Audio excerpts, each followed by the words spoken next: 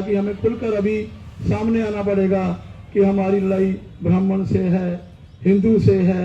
वो अपना अस्तित्व चमकाना चाहता है, इसको हिंदुस्तान बनाना चाहता है, इस देश में अपनी हुकूमत लागू करना चाहता है और दोबारा मनुस्मृति लागू करना चाहता है।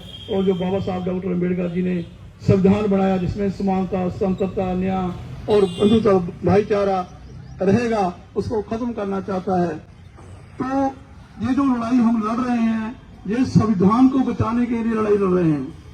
ये सभी जो भिक्षु बैठे हैं, ये अपने खुद के किसी मकसद के लिए नहीं बैठे, क्योंकि ये तो सभी गृह त्यागी हैं। इन्होंने कुछ नहीं लेना है इस संसार से, पर ये चाहते हैं इस संसार में शांति बनी रहे।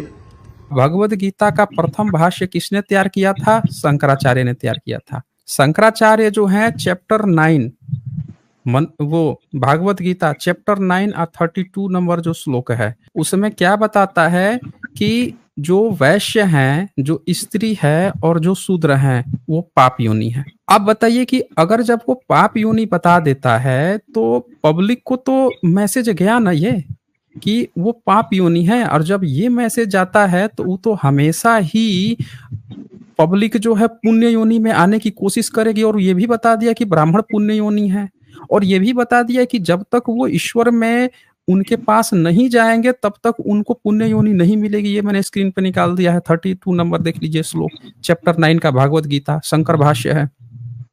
क्योंकि हे पार्थ, लोग जो है कृष्ण को मानते हैं, क्योंकि हे पार्थ, जो कोई पाप योनि वाले हैं अर्थात जिनके जन्म का कारण पाप है, ऐसे प्राणी हैं, वे कौन हैं? अब बोल रहा है, ईश्वर खुद बोल रहा है। अब लोग दिन रात जो है राधे राधे करते रहते हैं, हरे राम हरे कृष्ण करते रहते हैं।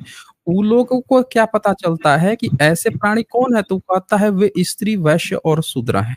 तो जो भी स्त्री होगी यानी हरेक समाज की महिला, और वैश्य पूरा समाज या शूद्र समाज, यही देश की 90% से ज्यादा जनसंख्या है, मेरी शरण में आकर अब वो कृष्ण की शरण में जाएंगे। लेकिन कृष्ण की शरण तो कृष्ण तो है नहीं, वो कहां से शरण देगा? तो कृष्ण के शरण देने के नाम पर कोई ना कोई एक दूसरा कहा जाएगा कि कोई एक गुरु होगा जो उनको शरण में पहुंचाएगा, कृष्ण के शरण में पहुंचाएगा। अब वो गुरु की तलाश करेंगे तो गुरु यही तो बाबा है, हर जगह दुकान खोल के बैठ जाता है कि आ भाई हम पहुंचाएंगे तुमको उसकी शरण में। तो ये सबसे ज्यादा ये वर्ग फंसते हैं, वे स्त्री, वैश्य और शूद्र। ये 3 वर्ग सबसे, जो देश की 90% जनसंख्या है, इसमें से वैश्य वर्ग के पास अच्छा खासा पैसा है, ये पूरी तरह से फंसता है इसमें, इसका बिजनेस मॉडल चलता है तो ये सपोर्ट भी करता है। और शूद्र वर्ग भीड़ जुटाने का काम करता है, जो बाकी लोगों में ये मैसेज देता है कि देखो इनके पास भीड़ है। जैसे डॉक्टर के पास भीड़ देख के लोग सोचते हैं अच्छा डॉक्टर होगा, तभी ना इतनी भीड़ है। बाबा के पास भीड़ देख के लोग सोचते हैं कि बड़ी भीड़ है, अच्छा वाला बाबा होगा। तो ये पूरा भीड़ जुटा के ये वर्ग लोग जो हैं, जब धर्म ये कह रहा है कि मेरी शरण में, तो उस शरण में जाएगा कैसे भाई? 1000 साल से उसको एजुकेशन नहीं दिया, 1000 साल से वो पढ़ा लिखा नहीं। तो जब नहीं पढ़ा लिखा है तो वो तो फिर कहेगा ना कि हमको तो फिर कोई ऐसा व्यक्ति चाहिए, जो दलाल चाहिए, एजेंट चाहिए, जो हमको पहुंचाए। तो ये बाबा यही काम तो कर रहे हैं। अब शरण में लेते हैं तो कुछ लोगों ने देवदासी प्रथा शुरू कर दी। देवदासी प्रथा क्या थी कि देव है उससे शादी हो रही है। अब देव कौन है? तो देव बाबा बन के बैठ गया, हम ही देव हैं, लो भाई। तो अब ये बताइए, आप कह रहे थे ना कि ब्राह्मण नहीं होते, कुछ अन्य अन्य होते हैं।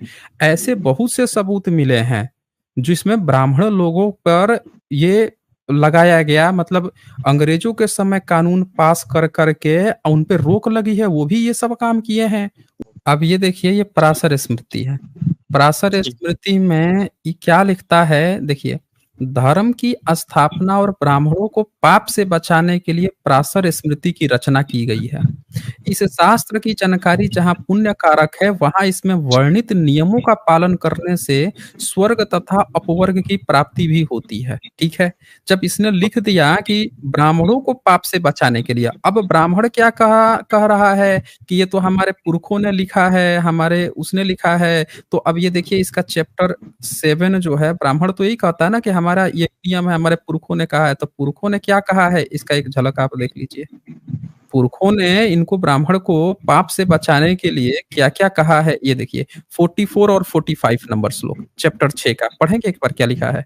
हाँ, चारों वर्णों के लोगों के घर में अनजाने में रहती धोबिन, चमारिन, ब्याधिन तथा वेणुजीवनी बांस के तारों से टोकरियां आदि बनाकर जीवन निर्वाह करने वाली स्त्री की वास्तविकता का पता चलने पर सर्वप्रथम तो उसे तत्काल घर से निकाल देना चाहिए। इसके अतिरिक्त पूर्वोक्त का आधा प्रायश्चित करना चाहिए, अर्थात घर को आग से नष्ट तो नहीं करना चाहिए। हाँ, धरती की खुदाई, लिपाई, उस पर जप होम और ब्राह्मणों को बिठाकर उन्हें खिलाना पिलाना आदि सब कुछ अवश्य करना चाहिए। अब बताइए कि जो किताब पराशर स्मृति यानी कि महाभारत के जो लेखक व्यास हैं उनके पिता हैं पराशर, उनके नाम पर स्मृति लिखी जा रही है और बोली जा रही है कि कलयुग में ब्राह्मणों को पाप से बचाने के लिए किताब लिखी है। तो कलयुग में ब्राह्मण क्या कर रहा है कि ये जाति का नाम ले रहा है कि ये जाति अगर गलती से पता चल जाए इनकी जाति, तो सबसे पहले घर से निकालो और घर को धो वो के, आग से तो नष्ट मत करो लेकिन धो धो के पूरा सब साफ उफ करके फिर ब्राह्मण को खिलाओ पिलाओ, अब पाप से मुक्ति पाओ। अब बताइए कि आपने देखा होगा कि बहुत सारे लोग जो हैं, जगजीवन बाबू जब गए थे बीएचयू में, तो जिस मूर्ति का अनावरण किए थे, फूल माला चढ़ाए थे, तो जैसे गए तो वहां के जितने ब्राह्मण लड़के थे, ब्राह्मणवादी थे, सबने उसको दूध से धुलवाया, उस जगह को धुलवाया कि यहाँ पे एक शूद्र आया था। इसी तरह की घटना जो है अभी देखें यूपी में भी सुनने में आई, कई जगह पे सुनने में आई कि जहाँ पे किसी मंत्री या कोई व्यक्ति थे वो जब हटे तो कहा गया कि शूद्र है, उस जगह को धुलवाया गया गोमूत्र से। ऐसी घटना साउथ में भी आती है। तो ये सब प्रेरणाएं कहाँ से आती हैं? इन्हीं किताबों से आती है ना। अब ये धर्म बना लिया गया है। अच्छा, ये किताब किसको कह रही है, किसको उकसा रही है? क्या शूद्र को कह रही है कि तुम ऐसा करना? नहीं, ये ब्राह्मणों को पाप से बचाने के लिए कह रही है। तो ब्राह्मण को लगता है कि ये हमारे पुरखों ने, ऋषि मुनि थे, बड़े मेहनत से किताब लिखी है, हम पाप से बच जाएंगे, और वो इसका पालन कर रहा है। तो ये प्रॉब्लम एससी एसटी ओबीसी के बाहर आगे आके कहने से नहीं है। ये प्रॉब्लम ब्राह्मण को कभी एससी एसटी ओबीसी नहीं कहा है कि यहाँ ब्राह्मण आया है, चलो गोबर गोमूत्र डाल के इस जगह का शुद्धिकरण करते हैं, वो नहीं कहता है। ये सारा काम कौन कर रहा है? ब्राह्मण वर्ग कर रहा है। उसको लगता है कि शूद्र आया था तो हमको ऐसा करना चाहिए क्योंकि हमारे ऋषि मुनि कहते गए हैं। तो प्रॉब्लम एससी एसटी ओबीसी में नहीं है, प्रॉब्लम ब्राह्मणिकल टेक्स्ट और उनके समाज में है। अब ये मैंने एक उदाहरण दिया। अब इससे भी बड़ी बात ये देखिए कि इससे ऊपर आप देखिए, ये देखिए 43 नंबर, इसको जरा एक बार पढ़िए, आप क्या लिखते हैं? 15 दिनों तक अथवा 1 मास पर्यंत चांडालों के साथ रहने का प्रायश्चित है। 15 दिनों तक गोमूत्र में पके यावक का सेवन, इस प्रायश्चित से पाप से निवृत्ति तथा शुद्धि हो जाती है। अब बताइए, अब गोबर गोमूत्र तक ब्राह्मण को खा लेता है, खाने की बात कही जा रही है कि अगर तुम चंडाल के साथ 15 दिन तक रह लो। अब हॉस्टल में बच्चे पढ़ने जाते हैं, वहां तो सब एक साथ रहते हैं ना, वहां तो रहते हैं, लेकिन जो व्यक्ति धार्मिक होगा, जिसके माता पिता धार्मिक होंगे, शास्त्रों का अध्ययन होगा, वो तो अपने बच्चों से कहेगा कि तुम तो रूम पार्टनर चेंज करवा लेना, ये सब शूद्र उद्रों के साथ मत रहना। तो आपको कहीं ना कहीं एक भेदभाव जो है, शूद्र कभी नहीं कहेगा कि हम ब्राह्मण के साथ नहीं रहेंगे, कभी आपने नहीं सुना होगा। ये ब्राह्मण समाज हमेशा कहता है हम इसके साथ नहीं रहेंगे, उसके साथ नहीं रहेंगे। जो वो गैर बराबरी पैदा कर रहा है समाज में, उस गैर बराबरी की पूर्ति के लिए एससी एसटी ओबीसी के जो लोग हैं वो इन बाबाओं के पास पहुंच जा रहे हैं। ये जो गैर आ रहा है ना समाज में, जो भेदभाव आ रहा है, जो गैर चीजें खड़ी हो रही हैं, बहुत सारी आपने देखा होगा, जो बहुत सारे नॉवेल्स या बहुत सारी फिल्में भी आती हैं, उसमें कभी कभी दिखाया जाता है कि एक छोटा सा जो रूट कॉज है, बहुत छोटा सा, जो किसी के नजर में भी नहीं आएगा, वो बहुत बड़े बड़े हाथ से करवा देता है।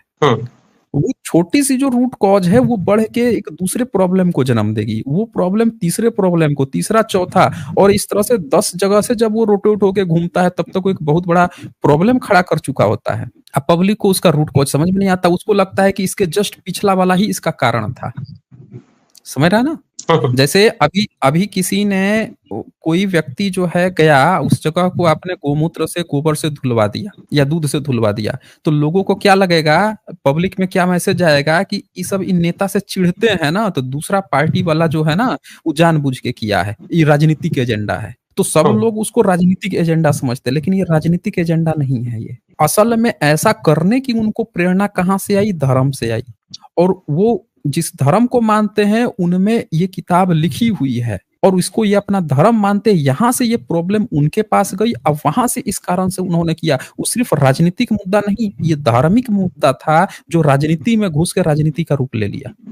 तो ये प्रॉब्लम जो है इस पर कोई काम नहीं कर रहा ना ब्राह्मणिकल सिस्टम में। क्या आप अपने इन तमाम ग्रंथों का बहिष्कार कर ये मनुवादी लोग साम दाम दंड वेद सभी तरीके अपनाकर अपनी सत्ता बनाए हुए हैं। वो जब उनको पता चला कि बाबा साहब डॉक्टर अम्बेडकर जी ने हमें वोट का अधिकार दे दिया तो उनको टेंशन पड़ गई कि अब ये लोग बहुत संख्यक लोग हैं, ये हम पर राज कर लेंगे। तो उन्होंने उसके लिए भी योजना बनाई, हम सभी को टुकड़ों में बांट दिया। आज चमार बना हुआ है, वाल्मीकि बना हुआ है, बंगी बना हुआ है और 6,743 जातें आज तक भारत देश में वैसे की वैसे ही बनी हुई है। कोई भी अपनी जाति को छोड़ने के लिए तैयार नहीं है। और इसमें हम जो चीवरधारी हैं, हमारा जो रोल था हम पूरी ईमानदारी से नहीं निभा पाए हैं। हम गांव तक पहुंच नहीं कर पाए हैं। हमें बाबा साहब का संविधान मिल गया, हमें खाना पीना जो उपासक लोग दे रहे हैं, पर हमारा एक काम था कि हम लोगों को जगा सकें, क्योंकि जब तक लोग नहीं जागेंगे तब तक हमारी क्रांति आगे नहीं बढ़ेगी। तो बीटीएमसी एक्ट जैसे ब्राह्मण को हमने खत्म करना है। ब्राह्मण क्या है, पहले इस बात को समझना पड़ेगा। एक ब्राह्मण वह है जो जन्म से ही अपने आप को ऊंचा मानता है, और एक ब्राह्मण वह है जिसके पास सत्ता आ जाती है, जो शूद्र समाज में, मरासी समाज में, बीसी समाज में पैदा होता है और वो पढ़ाई लिखाई कर जाता है और कोई ऑफिसर रैंक भी प्राप्त कर जाता है, किसी राजनीति में ऊंचा मुकाम प्राप्त कर लेता है, तो वो उसमें ब्राह्मणवाद आ जाता है। कहने का मतलब है कि वो अपने आप को ब्राह्मण समझने लगता है कि अब मैं जो चाहूंगा वैसा ही होगा। तो इसको कहते हैं कि ब्राह्मणवाद बढ़ रहा है। हमारे लोगों में तानाशाही आ रही है। बहुत हमारे समाज में पैदा होकर कोई इंसान हमारे समाज के दूसरे लोगों को अच्छा नहीं मानता, उससे भेदभाव करता है, उससे द्वेष भावना करता है कि मैं तो बड़ा हूं, तुम तो छोटे हो, तुम तो कायर हो। तो ये जो मानसिकता है ये ब्राह्मण से हमारे लोगों के बीच में पहुंच रही है। तो हमें इन लोगों को भी समझाना पड़ेगा कि हमें उस ब्राह्मण को तो खत्म करना है, और जो हमारे समाज में जो ब्राह्मण पैदा हो रहे हैं उनको भी खत्म करना होगा। क्योंकि आज हम जो गुलाम हैं वो अपने समाज के कारण गुलाम है। इस 2% ब्राह्मण की कोई औकात नहीं है कि वो हमें गुलाम बना के रख सके। वो तो घबरा रहा है कि ये लोग इकट्ठे ना हो जाएं, ये लोग इकट्ठे ना हो जाएं। अगर ये लोग इकट्ठे हो गए तो हम उनको भागना पड़ेगा। और हमारे जो मानवीय आकाश लामा जी हैं, इनको मैं बहुत बहुत धन्यवाद करता हूं कि इन्होंने वो मंच तैयार कर दिया है जहां पर हम लोग इकट्ठे हो सकते हैं, पूरा देश इकट्ठा हो सकता है। ऐसे आंदोलन की भारत को बहुत जरूरत थी, बहुत ज्यादा जरूरत थी, क्योंकि ये हमारे महापुरुषों ने तभी आंदोलन चलाए थे। आज ये हमारे काश लामा जी आंदोलन चला रहे हैं। तो सभी देशवासियों को मैं अपील करता हूं कि वो जल्द से जल्द इस आंदोलन में आकर अपनी बहुगिनती साबित करें कि हम बाबा साहब डॉक्टर अम्बेडकर जी का बोधमयी भारत चाहते हैं, और बीटीएमसी एक्ट जो 1949 का बना हुआ है उसको खत्म करना चाहते हैं। तो समय की निजात देखते हुए मैं सभी देशवासियों से फिर एक बार अपील करता हूं कि इस आंदोलन में आए। ये हमारा सबका साझा आंदोलन है, और आकाश लामा जी बहुत ही ईमानदारी से जो आंदोलन चला रहे हैं, इन पर हमें पूर्ण रूप से विश्वास है। तो सभी लोग इस आंदोलन में साथ दें। जय भीम, नमो बुद्धाय, भवतु सब मंगलम, भवतु सब मंगलम, भवतु सब मंगलम। साधु साधु साधु।